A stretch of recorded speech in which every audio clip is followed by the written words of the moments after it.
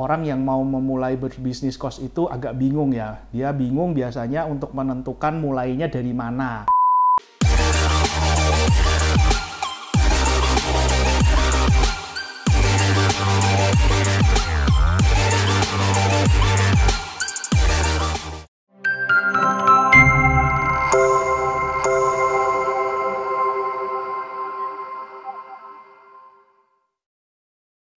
Halo teman-teman, kembali lagi ketemu dengan Andi di sini di channel King Kos, channel yang selalu berusaha memberikan inspirasi, tips-tips, trik, dan update-update terbaru mengenai bisnis kos dan pengelolaannya.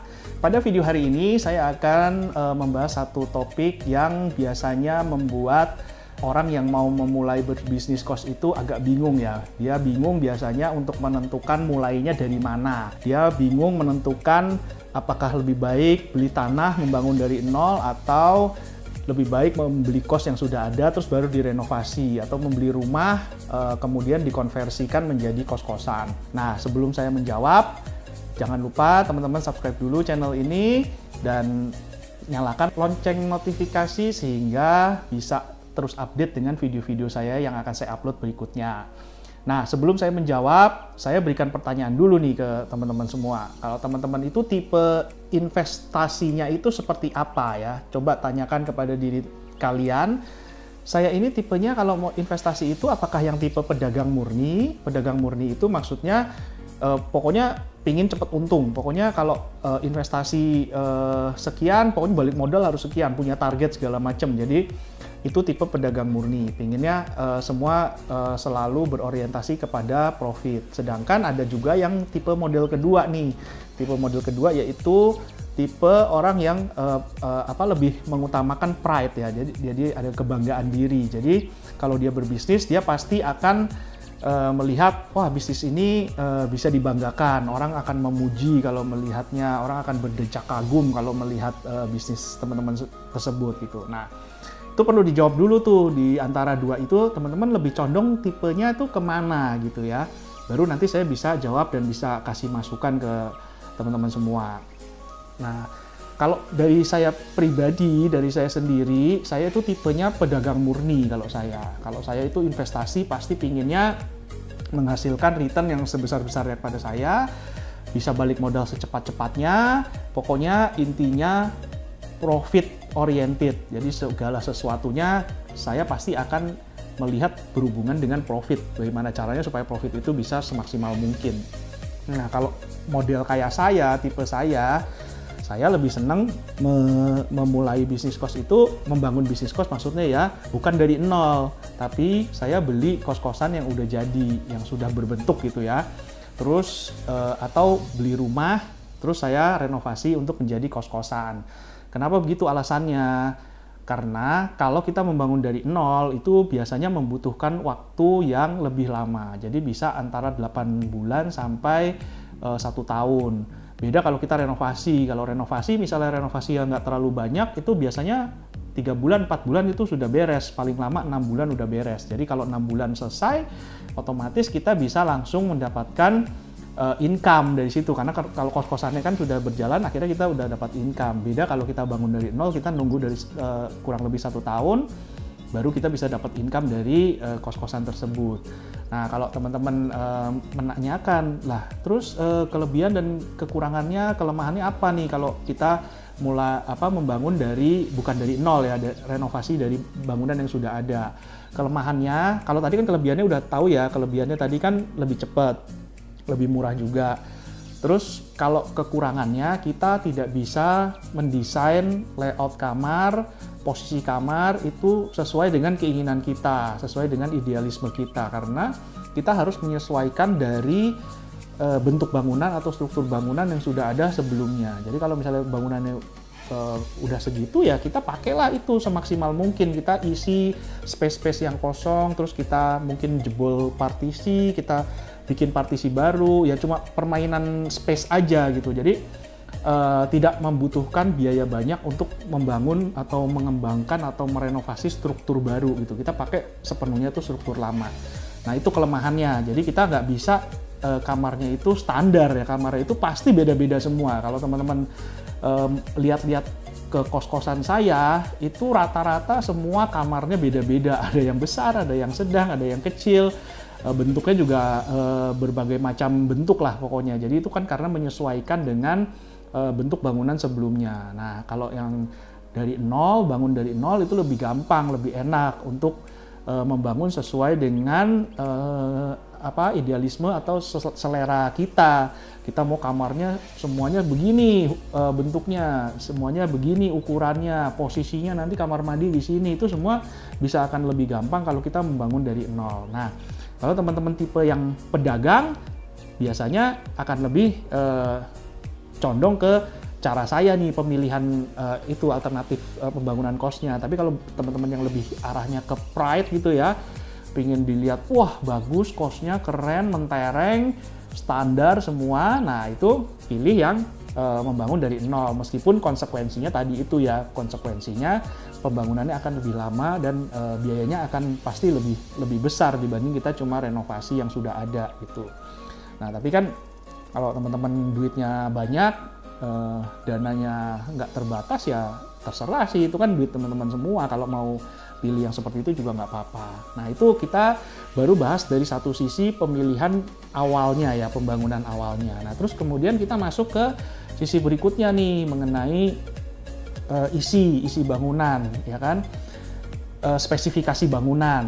Nah nanti mungkin saya akan bahas juga mengenai furniture di video berikutnya, tapi ya bukan di video yang ini karena nanti terlalu panjang. Nanti teman-teman jangan lupa cek terus aja channel ini supaya kalau saya upload video yang baru bisa langsung tahu ya. Nah sekarang kita masuk ke spesifikasi bangunan dulu nih ya. Kalau teman-teman yang tipenya pride ya, yang pengen wah gitu, itu biasanya dia akan membangun dengan spesifikasi yang dalam tanda kutip itu mewah, dalam tanda kutip itu kelihatan bagus. Contohnya lantainya mungkin nggak mau pakai keramik, maunya pakai granit aja, pakai yang granit yang bermerek kayak Roman gitu kan. Granit itu kan juga macam-macam ya, ada yang granit dari Cina yang mereknya nggak terkenal, ada yang mahal itu merek Roman itu mahal. Itu juga pengennya yang mahal gitu, atau mungkin lebih ekstrim lagi misalnya mau pakai marmer gitu ya. Nah padahal harganya itu bisa 2 kali 3 kali lipat dari harga kalau yang keramik biasa. Begitu juga kalau misalnya tembok itu nggak mau pakai cat, gue maunya pakai wallpaper biar kelihatan mewah, kelihatan bagus. Nah akhirnya pakailah wallpaper, padahal wallpaper itu kan juga ada kekurangannya ya. Kelebihan wallpaper itu cuma dia bagus di pandangannya aja, bagus di nuansanya, kelihatan mewah gitu. Tapi kalau wallpaper itu kena tembok lembab, kena bocor, atau misalnya anak kosnya iseng nitilin itu, terus kalau nggak nempel stiker atau maku tembok, itu bakalan hancur, bakalan rusak. Dan akhirnya kita kalau mau perbaikan wallpaper itu kan nggak bisa kalau yang cacat cuma satu segini ya, satu lubang segini, terus kita cuma perbaiki di sini doang kan nggak bisa, kita harus ganti itu satu roll semua. Nah kalau kebetulan desain atau motif wallpapernya itu masih ada, kita bisa ganti satu roll. Tapi kalau misalnya ternyata wallpaper itu sudah nggak ada, akhirnya kita mau nggak mau kita ganti semua kan, itu satu sisi dinding itu kita ganti semua wallpapernya. Nah kadang-kadang idealisme kita, rasa pride, kebanggaan kita, terus akhirnya kita membuat sesuatu yang dalam tanda kutip sebenarnya tidak perlu, karena sebenarnya ya teman-teman ya, sebenarnya kalau kita bikin kos bagusnya sebagus apapun, itu kan sebenarnya yang make itu bukan kita kan, yang make itu kan sebenarnya anak kos, dan belum tentu anak kos itu bisa memelihara barang-barang, memelihara bangunan yang ada itu dengan baik seperti punyanya sendiri, karena itu kan bukan punya dia kan hanya sementara, dia hanya sewa, padahal kita yang punya pun kita nggak tinggal di situ. Makanya sebenarnya sayang kalau saya bilang kita membangun kos itu terlalu ideal, terus terlalu mewah dengan barang-barang spesifikasi yang sangat mahal, dan akhirnya bukan kita yang pakai, dan akhirnya lagi tidak mengangkat harga dengan signifikan. Nah maksudnya apa? Maksudnya gini, kalau misalnya teman-teman misalnya ya, coba kalau pasang wallpaper sama enggak, itu dibandingin deh harganya. Misalnya pasang wallpaper saya jual 1 juta gitu ya, terus saya ganti wallpaper, apakah bisa dijual harganya 1,5 juta per bulan, naik 500.000 atau enggak? atau sama aja, atau misalnya naik pun cuma 100.000, misalnya dari 1 juta ke 1.100.000. Nah nanti itu kan dihitung aja tuh, kira-kira plus minusnya gimana. Kalau misalnya kenaikan harganya signifikan, bisa dijual dengan lebih mahal, ya nggak apa-apa sih, maksudnya bebas-bebas aja mau pakai wallpaper, mau pakai marmer sekalipun. Tapi kalau ternyata kita sudah pakai material yang sangat mahal, pakai wallpaper, pakai granit yang kualitas nomor 1, tapi ternyata cost-nya itu tidak bisa dijual sesuai dengan target harga yang kita mau, kan percuma, ngapain? Mendingan kita pakai yang spek yang wajar-wajar aja, yang biasa-biasa aja, tapi kita bisa balik modal lebih cepat. Nah itu yang kalau dari saya sih, saya lebih condong ke arah situ. Nah itu juga nanti pembahasannya kita akan bahas furniture, macam-macam furniture, jenis-jenis furniture beserta harganya kita akan bahas di video berikutnya. Cuma yang penting sekarang ini, sebelum teman-teman mulai, silahkan sebelum memutuskan ya saya mau pakai spesifikasi A, B, C yang harganya sekian-sekian, kan saya udah ajarin tuh di video sebelumnya, teman-teman bisa cari juga di list video, itu cara menghitung HPP kos-kosan ya. Nah di situ kan saya udah kasih tahu tuh cara ngitungnya, supaya teman-teman bisa tahu kalau saya bangun dengan spesifikasinya segini, itu nanti HPP kamar kosnya, harga modal kamar kosnya tuh berapa. Kalau ternyata modalnya itu sudah terlalu mahal, harga pokoknya kamar itu sudah terlalu mahal, terus kita mau jual itu nanti terlalu tinggi, padahal kalau disurvei di sekitarnya marketnya ternyata nggak nyampe dengan harga yang tinggi itu, nah percuma. Jadi kita pakai spesifikasi yang mewah itu percuma. Jadi akhirnya nanti ya harganya ya, kalau kita pengen bersaing sama sekitar-sekitarnya, akhirnya kita harganya juga harga standar, padahal kita spesifikasinya kita kasih yang kualitas nomor 1 dengan harga yang mahal. Jadi kalau menurut saya itu percuma ya. Jadi yang diperhatikan, hitung dulu HPP cost-nya berapa dengan spesifikasi yang Anda mau pakai. Terus yang kedua, survei dulu sekitarnya, target marketnya yang mau disasar itu yang seperti apa, nanti dibandingin nih. Nah baru nanti kita bisa putuskan kira-kira mau pakai yang mana. Nah masalah teman-teman punya style yang untuk pride atau style pedagang, ya itu kembali saya serahkan kepada teman-teman semua. Yang penting sih sebenarnya kalau semua bisnis, semua investasi, semua yang penting itu cuma satu.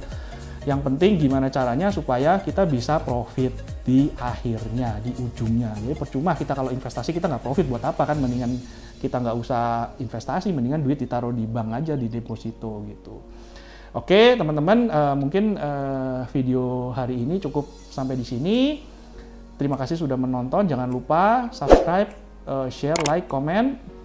Kalau punya ide atau punya pertanyaan atau apapun, silahkan tulis di kolom komentar. Nanti kita bisa diskusi lebih lanjut di situ. Dan sampai di sini dulu. Sampai ketemu di video berikutnya. Dadah.